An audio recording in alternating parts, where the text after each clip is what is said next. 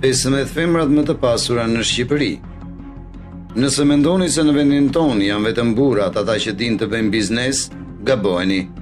Sepse studimet e fundit tregojnë se dhe femrat menaxhojnë në shuma të mëdha parash në treg.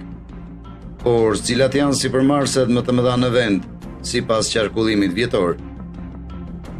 Një kujtesë e shpejtë para se të fillojmë, sigurohuni që të shtypni butonin subscribe dhe klikoni ikonën e ziles që të njoftoheni të parët për më shumë video të tilla interesante.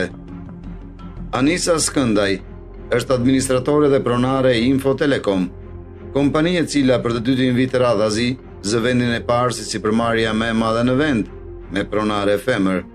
E krijuar në vitin 2009, Info Telekom regjistroi një qarkullim vjetor prej 15,8 miliard lekësh dhe fitim 162 milion lek.